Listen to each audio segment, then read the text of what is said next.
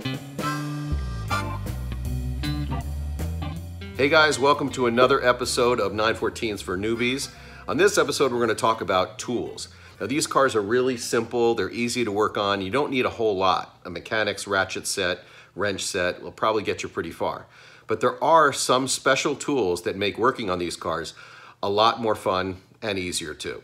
Let's take a look. This is the engine and transmission lifting plate made by Tangerine Racing.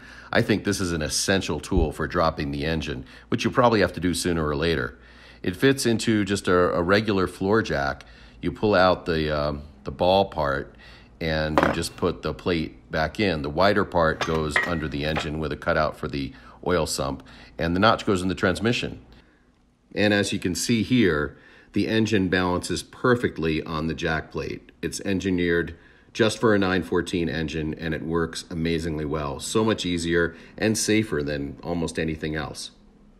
A short piece of fuel hose is a great tool when it comes time to changing the spark plugs, because on a 914, the engine tins won't let your fingers get too deep in there to get a good grip on them. So you take a short piece of fuel hose and slip it over the spark plug, and then you can righty-tighty or lefty-loosey, whatever you need to do. Just make sure you never force a spark plug into the engine because you don't want to strip the threads in the head. This is an M8 triple square, which is essential in taking out the CV bolts. A lot of people think they're hex bolts, but they're not. They're triple square, and if you don't use this bit, you'll strip the bolts. Not fun.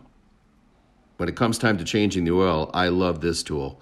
This is an oil filter wrench that adjusts to any size. It's for a 3/8 ratchet, and all you do is put it under the filter, put your ratchet in, and make a turn. This is such a simple tool, but it is so handy. The 4-cylinder 914s don't have any hub or ledge or studs to keep the wheel from falling off once you take all the lug bolts out. So what this wheel hanger does is you take one lug bolt out, you put it in, and then the wheel will stay there until you're ready to take it off. Here's how it works. I'll take one of these off, and I'll take the wheel hanger and screw it in here.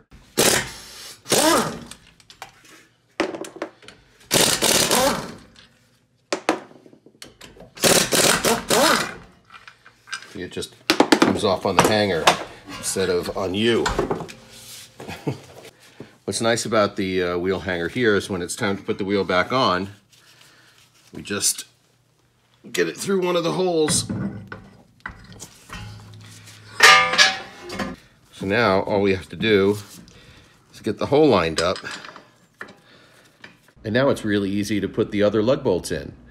4-cylinder 914s don't have a self-centering hub. So the way that the wheel centers on the hub is through the use of these bowl-shaped flanges on the lug bolts. You see, like, it can't sit that way, right? And it doesn't want to sit this way.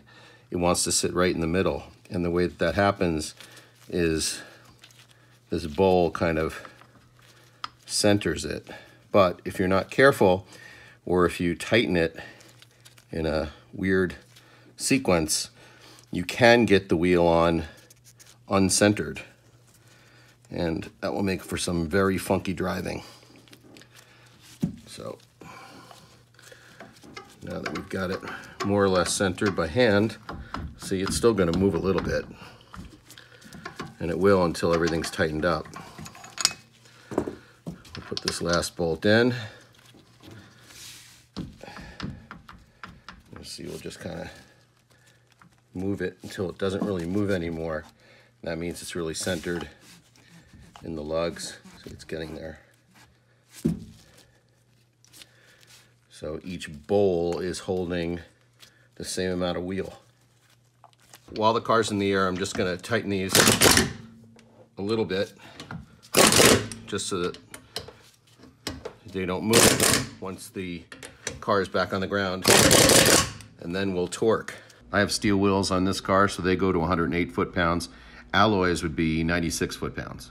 If you like these videos, please subscribe. Just hit the button there. Be safe and enjoy.